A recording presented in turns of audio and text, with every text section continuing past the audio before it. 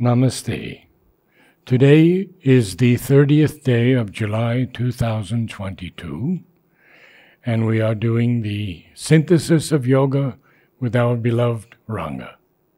We are on page 43, beginning with the line in the second paragraph. We have in this central tantric conception. So, our classes are once a week, and we are likely to forget what we have read, or at least we lose the context. So, I'll give you the summary of what he has said in the previous para, so that we get the sense of continuity.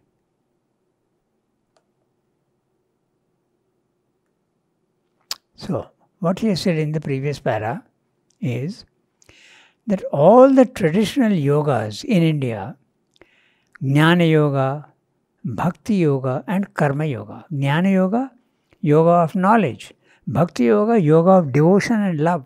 Karma Yoga, of action and works. Whatever work you do, you have to offer to the Lord.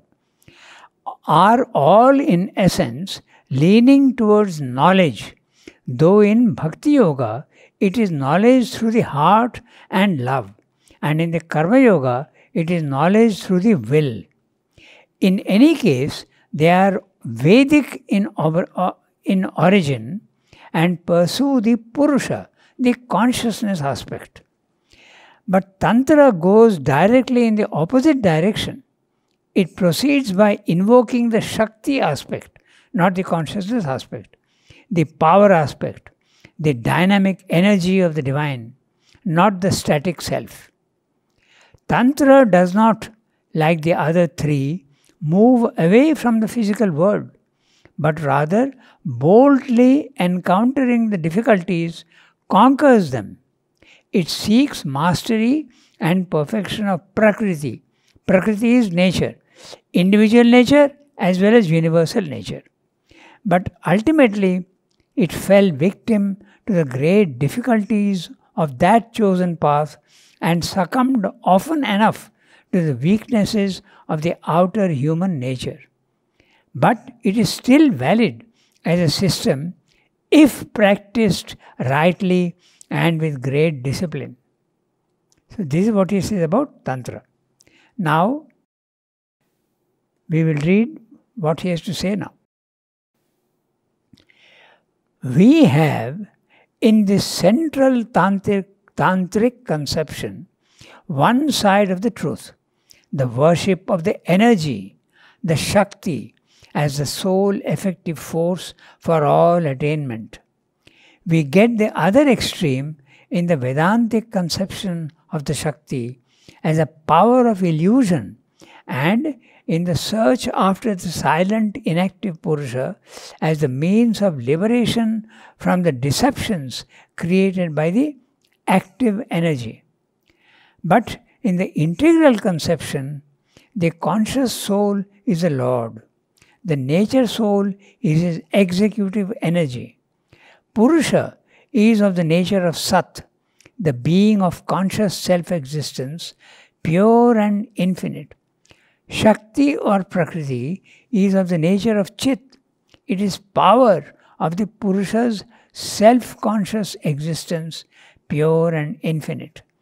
The relation of the two exists between the two poles of rest and action. When the energy is absorbed in the bliss of conscious self-existence, there is rest. When the Purusha pours itself out in the action of its energy, there is action, creation, and the enjoyment or ananda of becoming.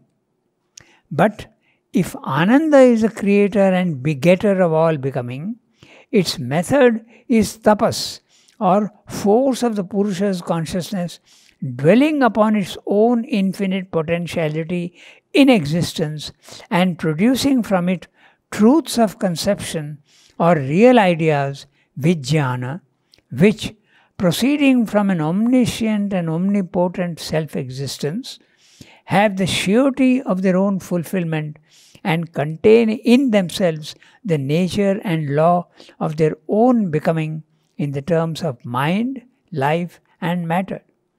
The eventual omnipotence of tapas and the infallible fulfillment of the idea are the very foundation of all yoga. In man, we render these terms by will and faith. A will that is eventually self-effective because it is of the substance of knowledge, and a faith that is the reflection in the lower consciousness of a truth or real idea, yet unrealized in the manifestation. Reflection or reflex? In the pardon? Reflex or reflection? Is the reflex. Oh, okay. I have the reflex, yeah.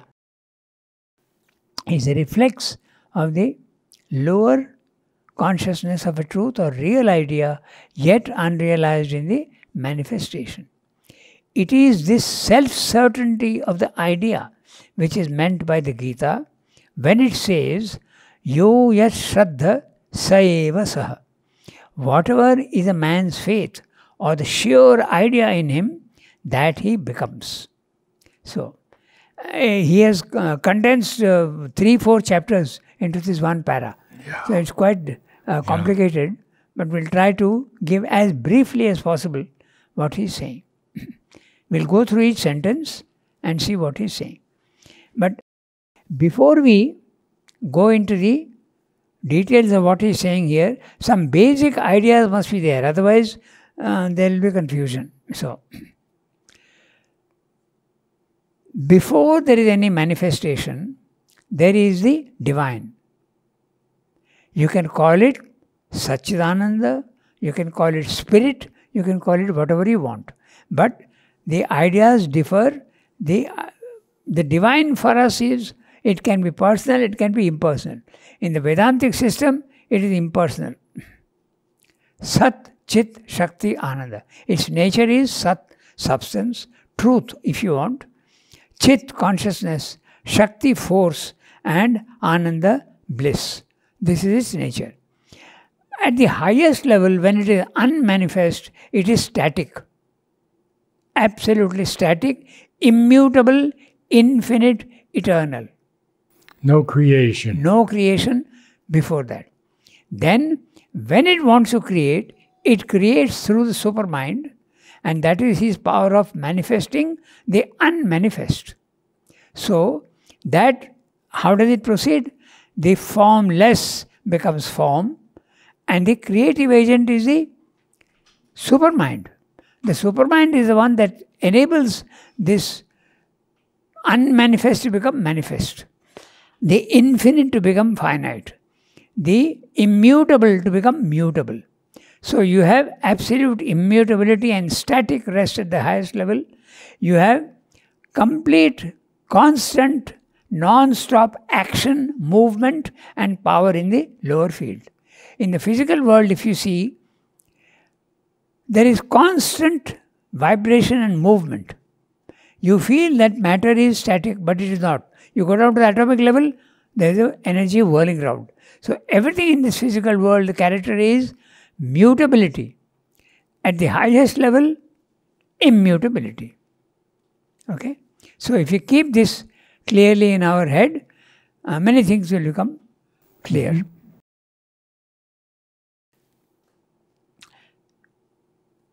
I am reading each sentence. We have in the central tantric conception one side of the truth, the worship of the energy, the Shakti, as the sole effective force for all attainment. The energy of the Shakti becomes Prakriti here, nature. Okay? And consciousness there becomes a self. We'll go into that a little detail later on. But the self is a consciousness which is infinite, eternal, static, immutable. Perfect because it doesn't need to change, it's perfect. So it is, doesn't need to change, no evolution there at all, no movement at all. So that is static and this is dynamic. The static can be considered consciousness, the dynamic can be considered Shakti force. Then why is it said that nature is working unconsciously?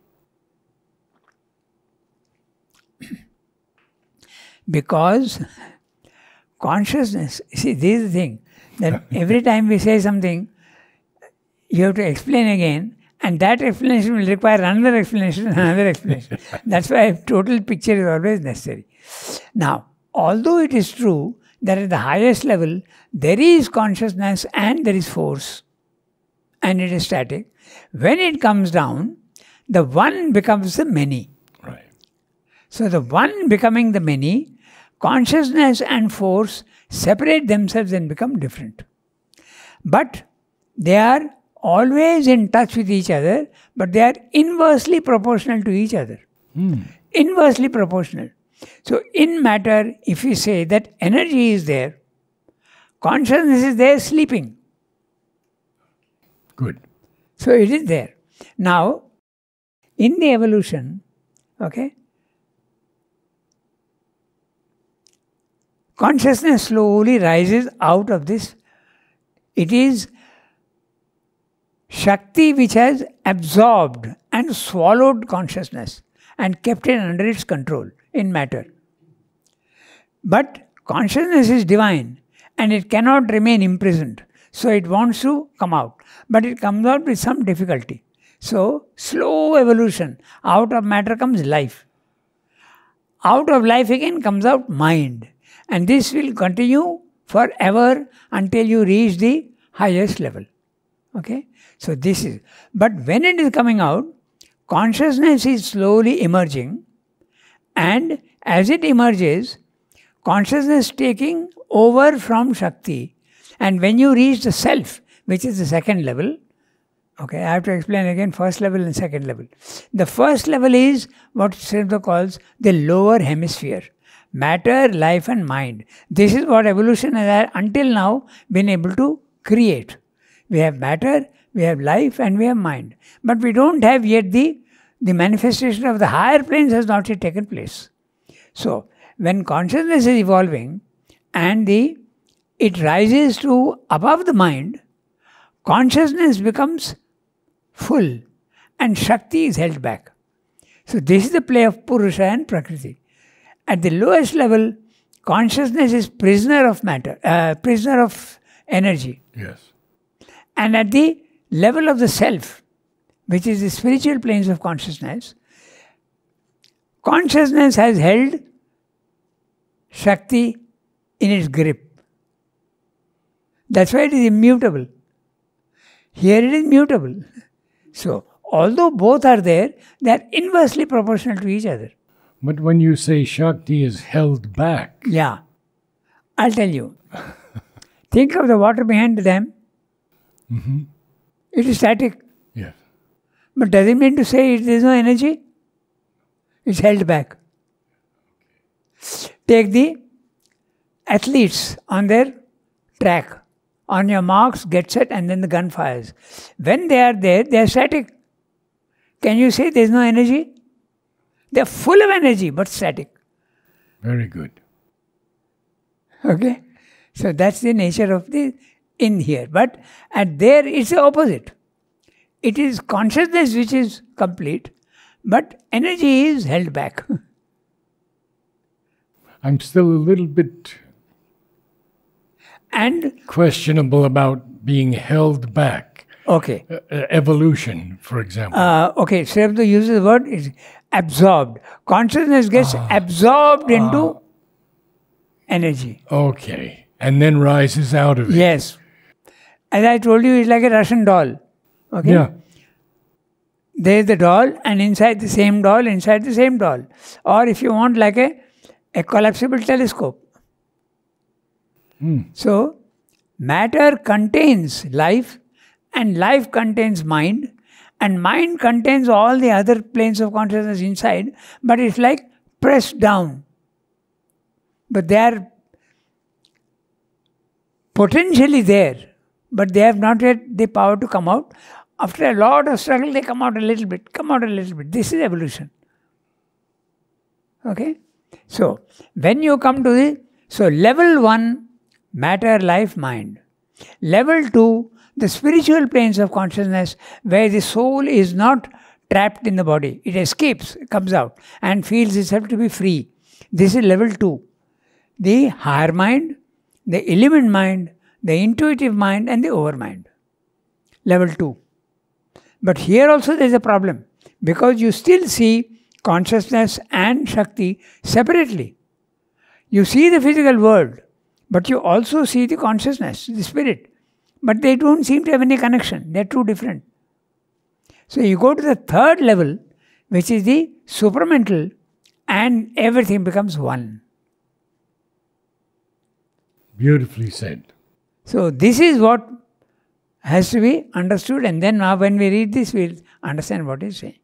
So at the lower level, some people go through consciousness, some people are going through energy, wanting to reach the top.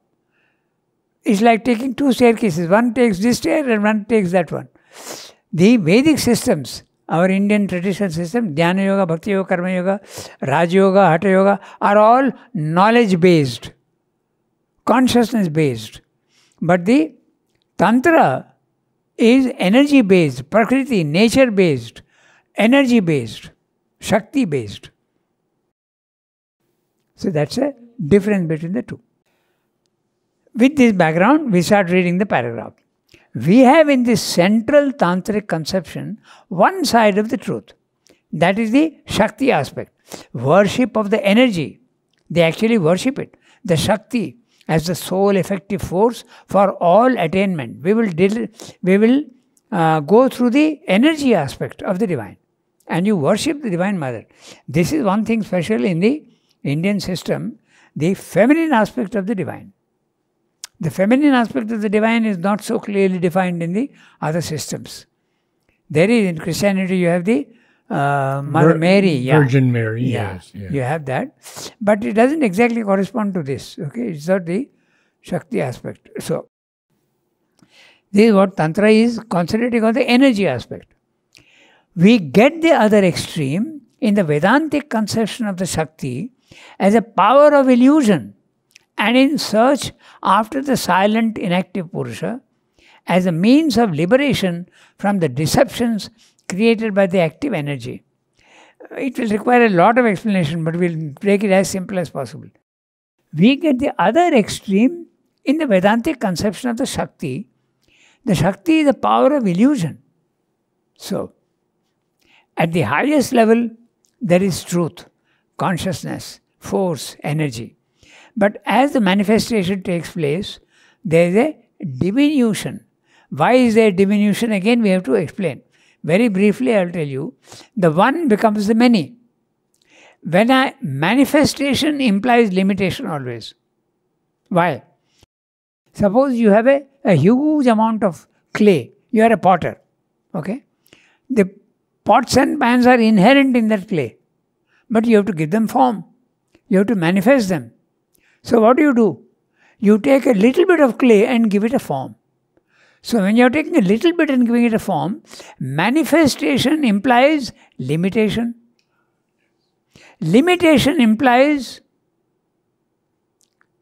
lack of fullness. So limitation implies imperfection. So when you are manifesting something, there has necessarily to be a limitation.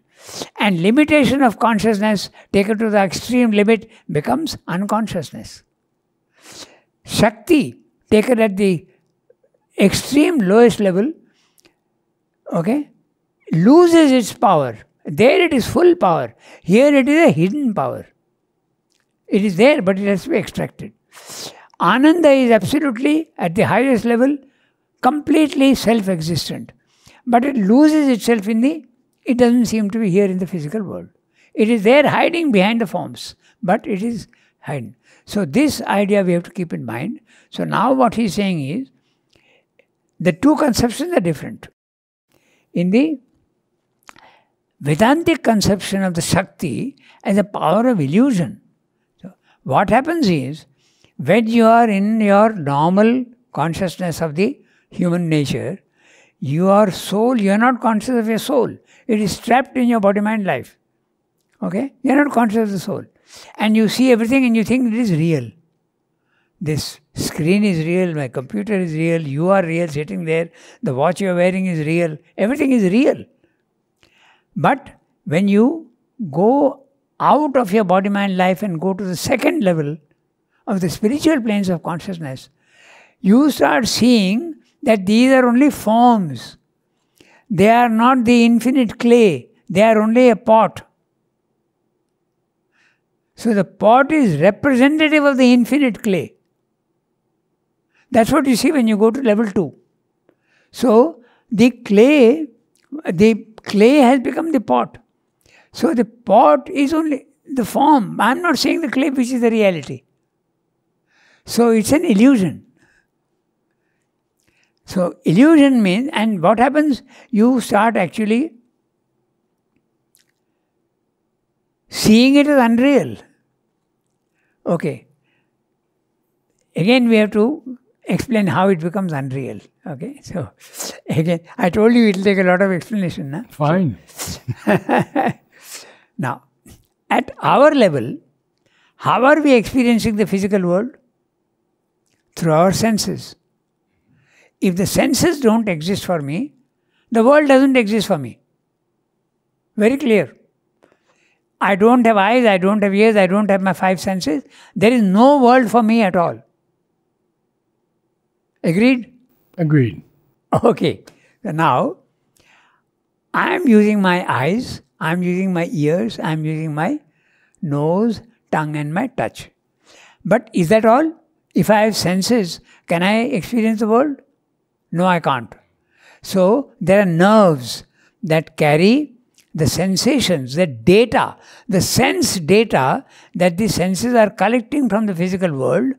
They are channeled to the head office, to the brain, and through nerves. And the brain is interpreting the images that you are seeing. So, an image falls on my retina, but that data, sense data, is carried to the brain, and it is the brain is telling you what you are seeing. What you are seeing is not the world. What you are seeing is an image in your mind. Convincing? Okay. So now, proof is the brain has to be programmed to be able to interpret the images. Take a newborn baby. All his senses are alive. He can see his mother, he can hear the language they are saying, he can understand everything. He understands nothing. The brain has not yet been programmed. So, this part of the brain, it's called the manas, the physical mind. It is the mind that interprets the images coming to you. Now, suppose the mind falls, suppose the senses are not there, no world. Suppose the nerves get damaged, no world. If the optic nerve gets damaged, I don't see. And if the brain, that part of the brain which is interpreting your image, says, I want to go on a holiday, I don't want to work anymore, you will see the physical world is only the data, the sense data, no meaning. Clear? See, this is very similar to the process of the satellite images. Okay? America started this game of going into satellites and taking pictures of all the enemy territory. Okay? But it is 100 miles from up or 300 miles from up, you get an image, a satellite image. Now, what do you see in the satellite image? Do you see details? No, because the resolution is maximum 1 meter, not more than that. So you don't see details. So I may see a line like that. Now, I am only seeing a line. So somebody has to interpret these images. There are people who interpret. They are trained for this. If you and I see these satellite images, I will understand nothing at all. So they will be able to tell you, oh, this line is a road. No, this line is a river. No, this line is a pipeline. They will be able to interpret the images. So when your mind stops working, the interpretation is gone. That's a silent mind. So you see the physical world as only images without any substance. Without substance. only shadow forms. That's why it is illusion.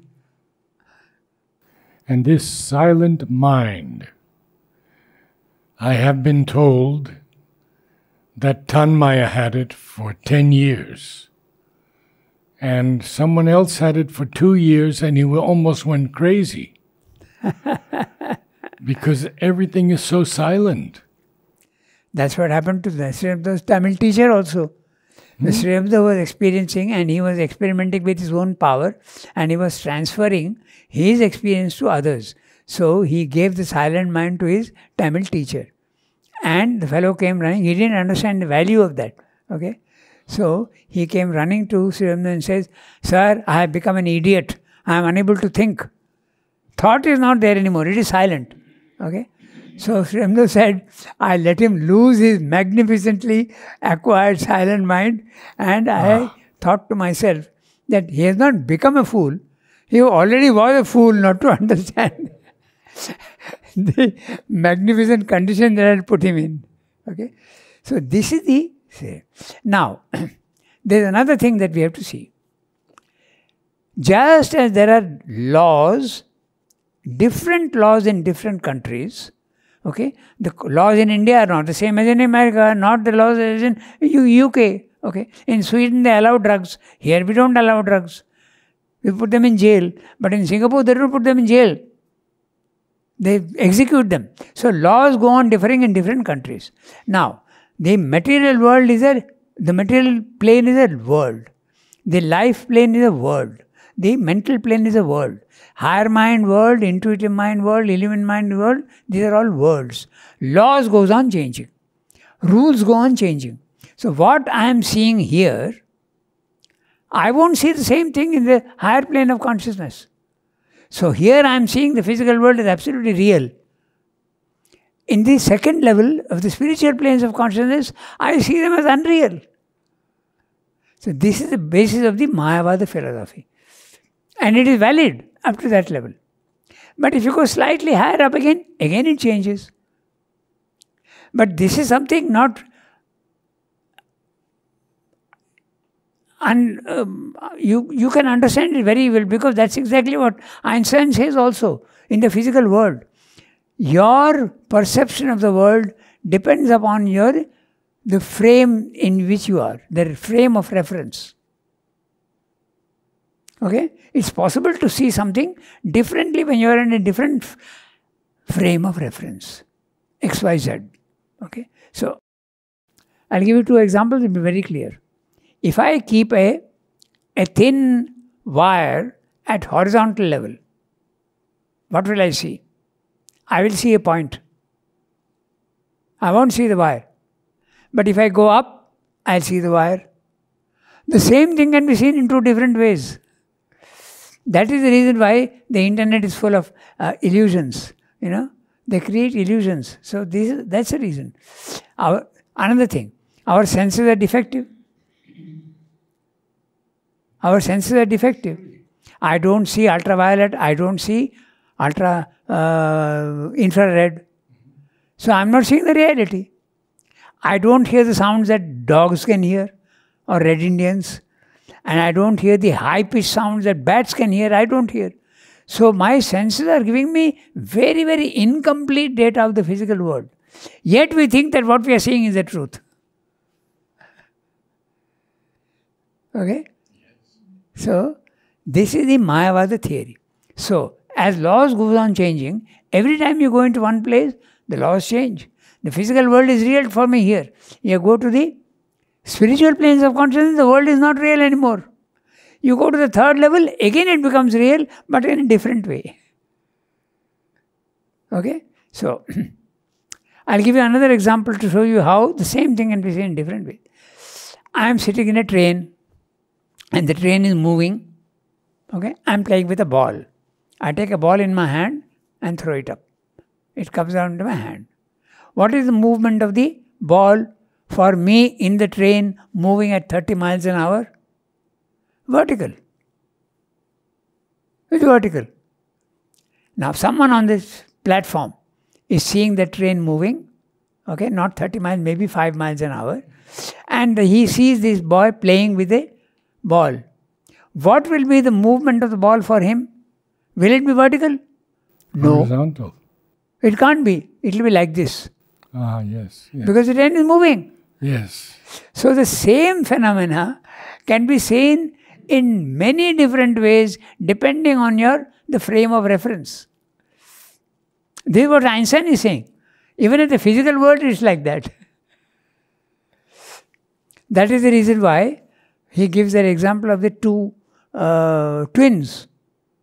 One twin is on Earth and the other twin goes out into space, okay? Nearly at this, not speed of light, but anyway, he goes and he comes back after 2 years. But he has come back after 2 years. Here on Earth, 50 years has gone and his twin brother has died. That's a theory of relativity. So this is a theory of relativity. It is 10 times more striking in the spiritual world. That's what, with this background, you'll be able to understand what he's saying now. Thank you. Thank you.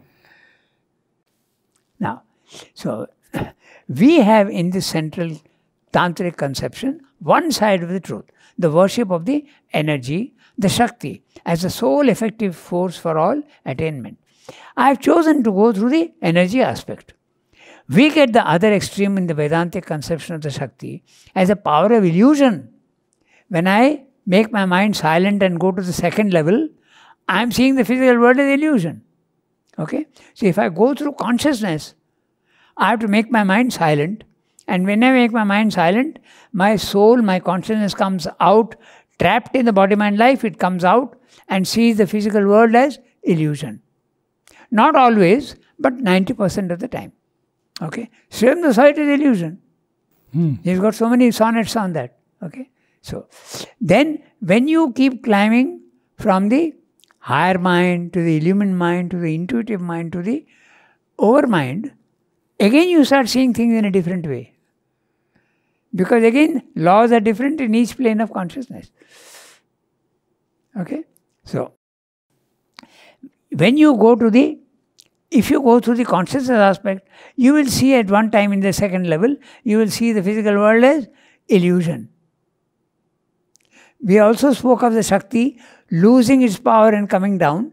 So, in the second level, you will see that the divine power is creating illusions. But you go to the third level, you see that the divine is not creating illusions, but you are experiencing them as illusions here. Okay? So, when you go to the third level, Shakti becomes a divine power. Not a creator of illusions, a creator of real worlds. So, as it keeps coming down, your views of things goes on changing, your experience also goes on changing. Very broadly, you can speak of 3 levels. Level 1, the physical world, matter, life, mind. Level 2, the higher planes of consciousness, which you can call them the spiritual planes of consciousness. You can call them also the ideal planes. Srimdo calls them the ideal planes.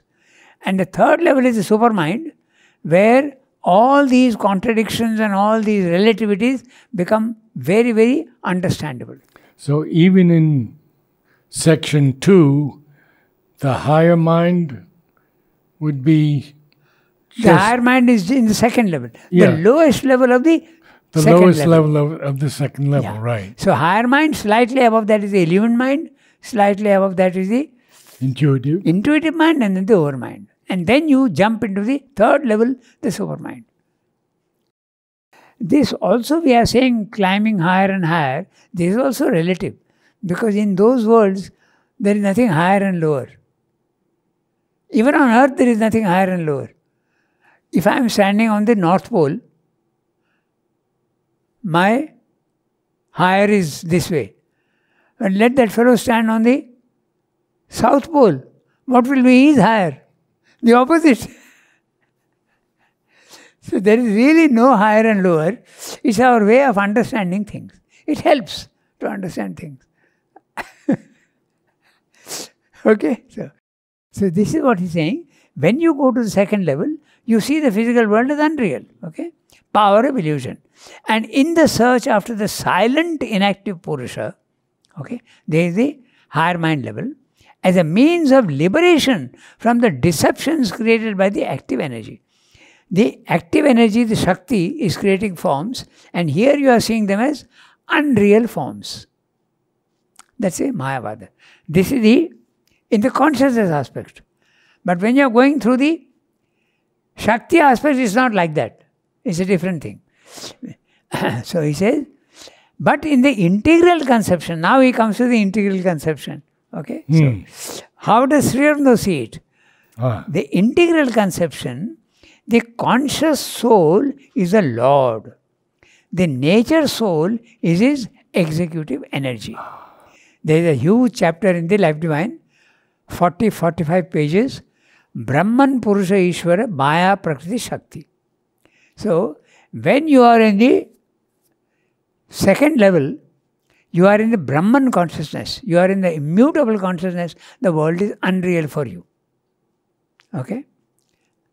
You see the movement below, but you are in the non-movement, you are in the immutability. You go to the higher, next level, you start seeing things in a different way. So as you keep on growing, when you are in the Brahman consciousness, the world is Maya, illusion. When you are in the Purusha consciousness, the world becomes mechanical energy, not illusion anymore.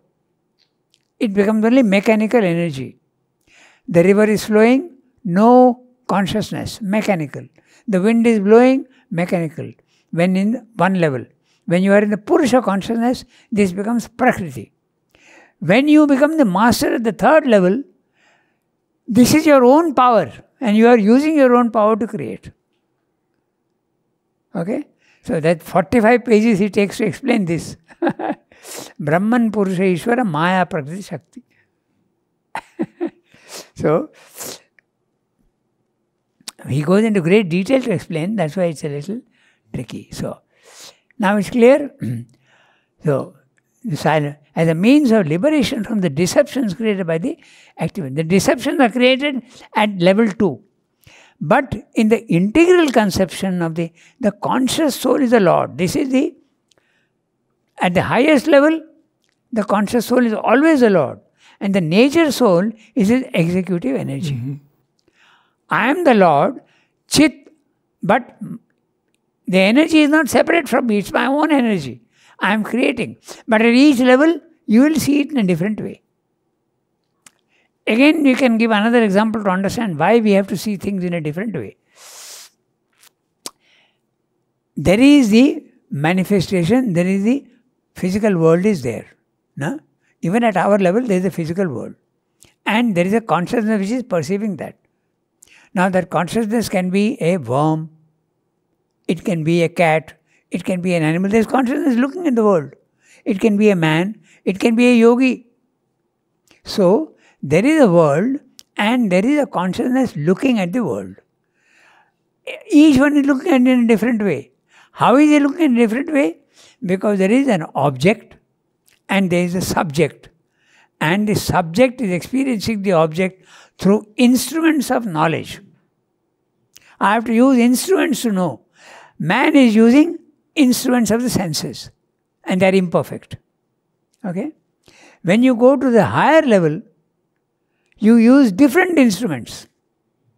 When you go to the highest level, you don't use instruments at all because you become the one and you are yourself what you are creating. And everything is an expression of you. Subject and object become one.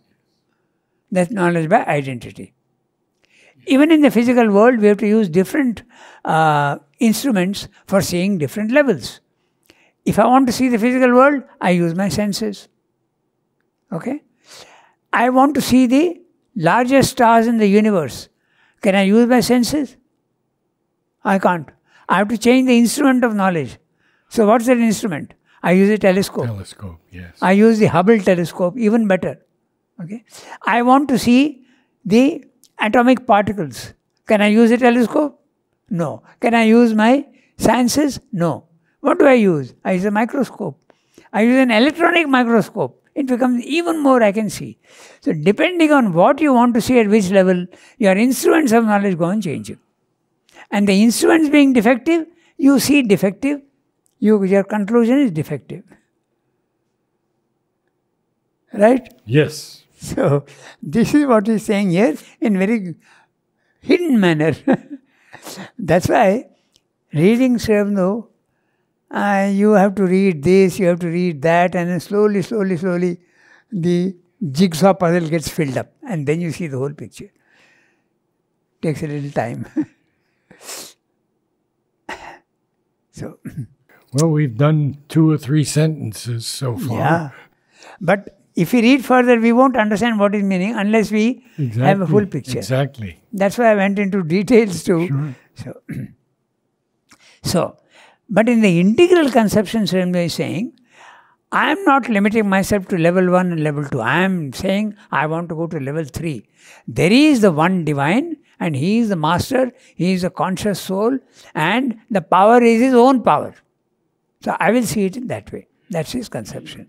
Okay? So Purusha is of the nature of Sat. Now, we have to understand this. Sat in Sanskrit is the present participle of the root as, to be, to exist. So Sat is existing. Okay? So, now I will give it a little twist. So what exists is the truth. So Sat can be spoken of and translated as truth. Because what which exists is the truth. What doesn't exist is the falsehood. Right? So Sat is truth. But we can put another interpretation on it also. That which exists at the physical level, which is the most strikingly existing in the physical level? Matter. So, now matter can also take different levels. Okay? It can become ice, it can become water, it can become water vapor. The same thing taking 3 different levels. So, substance also can be gross substance, subtlest of substance. So, at the highest level, Sat is substance, but subtle. Okay? And that is consciousness. Consciousness is a substance. Don't think that consciousness is something abstract and vague. It is a consciousness. When that consciousness reduces itself, it becomes matter. Matter is consciousness sleeping. So you can see it in that way. Okay? So now he is explaining. He is saying, Purusha is the nature of Sat. Okay? Consciousness and is Sat. The being of conscious existence, pure and infinite. That's why Sri Aurobindo uses the word existence. When he uses the word existence, it's at the highest level, the subtlest. When he uses the word substance, he uses it in the more gross sense. So, his use of words also we must become very clear, because then we understand. Sometimes he's saying substance, sometimes he's saying existence. So what is that we have to see. Okay? So Purusha is the nature of Sat, the being of conscious self-existence, pure and infinite. The words pure and infinite suggest absolutely only one. There cannot be a second, because the second is impure. So pure and infinite suggests oneness. Shakti or Prakriti is of the nature of Chit. Okay? It is consciousness which has got power. It is the power of the Purusha's self-conscious existence, pure and infinite. So, these sentences here, it means that at the highest level, consciousness is a substance. That substance is conscious. It has also got the power. There is also a power in it. And there is also bliss. They are all one. Very difficult for the human mind to understand that how these things can be one. So, that's why we can make the children understand. That's what I tell the children. Okay, I tell them, think of a granite block. It is substance. Okay, but this granite block is conscious of itself. And it has also got power to mold itself into anything it wants. It can make itself into an image of Buddha, it can make itself into an image of Rama by its own will. And it enjoys what it is doing. This is Satchidananda. Now, think of that granite block as subtle. Then you understand what he's saying. Okay? So, Purusha is the nature of Sat, the being of conscious self-existence, pure and infinite. Shakti or Prakriti is of the nature of Chit. It is the power of the Purusha's self-conscious existence, pure and infinite. The relation of the two exists between the two poles of rest and action. Level 2, the consciousness is at rest. It is immutable, static. Therefore, there is no power. Power is there, held back. In the physical world, there is dynamism. So, there is the word action. So, in matter, at the lower level, there is action, but consciousness is sleeping. And this level 2, power is sleeping, consciousness is fully there. At level 3, both are equal to each other. Between level 1 and level 2, they are inversely proportional to each other. In that's why Siddhartha says that each level of existence, the relation between Purusha and Prakriti changes. If you want to understand this more concretely, you can say that in matter, consciousness is 0.001%. Force is 99.99%. Why should it not be 100%? Because if it is 100%, then consciousness will become 0%. And if it is 0%, it can never emerge. So it is involved in it. Mm-hmm. And the involution hiding is 0%, to explain that way. So at the other level, at the level 2, power is 0.001% and consciousness is 99.99%. So it changes. They're inversely proportional to each other. But at the highest level, they're equal to each other. You can't say that consciousness is superior to matter, Shakti, and you can't say that Shakti is superior to consciousness. They're equal to each other. That's why in our Indian iconography, we have the Ardhanarishwara, half man, half woman. That's at the highest level, consciousness and force. The female aspect and the male aspect are all one. They are not two. That's what he's explaining in this para. So somebody goes through the Shakti aspect, somebody goes through the consciousness aspect. Both are valid. Okay? So, now we come to Sri Aurobindo idea. Okay? So he says,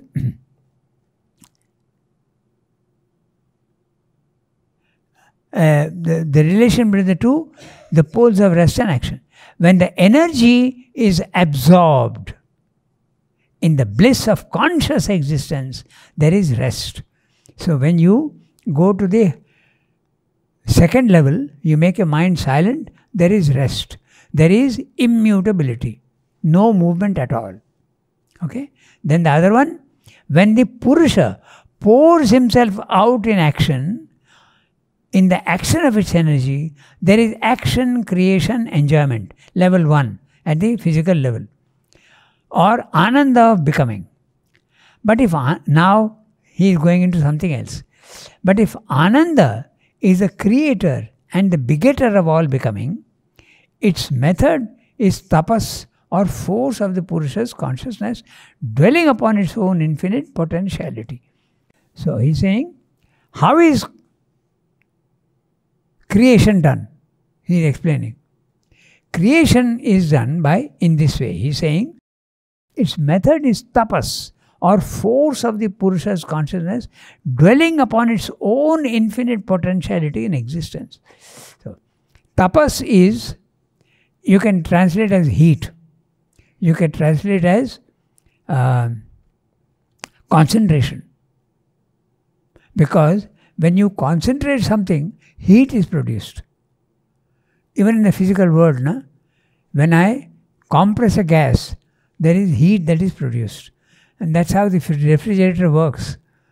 You take that gas, which is natural gas, and you compress it, it becomes liquid. And then you circulate this liquid through the pipes. and it tries to get back to its gaseous state, and it absorbs all the heat from there and becomes gas. So this is the, so tapas is heat and also concentration, both. When you concentrate, there is a heat produced in the, even in the physical body, when you concentrate, there is a heat that is produced. That's how the solar energy works. The solar energy is diluted. You concentrate it, it demands tremendous heat, and you can use that heat. The solar kitchen in Orville works on that basis. The diluted form is concentrated, and concentrated produces heat. So the same thing happens at the physical level also. And this heat purifies. Heat always purifies. Take iron ore, slag, heat it. The slag comes out and the pure iron comes out. It's always, heat is always purifying. Hot water makes much cleaner than cold water. So it's Agni force? Yes. And it's a purifying force. Mm-hmm. Yes. Actually, yogis will feel the heat in their own body. They feel the heat when they concentrate. That's what he's saying. Now he's saying how the creation takes place. But if Ananda is a creator and begetter, by the way, there was a difference of opinion between Sri Aurobindo and Paul Richard. They had a discussion once, and Paul Richard says that the physical world is created because of desire. And Sri Aurobindo said, no, it is Ananda. Yes. It is Ananda that creates the And he world. reiterates it many times in Savitri. This world was created for bliss, by Yes. bliss. Yes. And also, the reverse also is true. When you create something, there is Ananda. Even in the creation of a painting, the painter will enjoy what he is doing. An inventor, when he creates something, he is going to enjoy what he is doing. A musician, when he is creating music, will enjoy what he is doing. So, creation gives enjoyment. When a child is born, he is created, there is tremendous enjoyment in the family. So, it's always, but at the other end, it is Ananda that creates. So, the relation between creation and Ananda is very strong. Okay, so, see that? But if Ananda is the creator and begetter of all becoming, now, the becoming and being, these are the two opposites. Level 2, when the mind is silent, it is being, it is static. And that being starts becoming here in the physical world, level 1. Okay? So when you say becoming, you mean constant, non-stop action. And when you speak of being, it is non-stop, eternal immutability. No change at all. Okay? So, but if Ananda is the creator and begetter of all becoming, its method is tapas.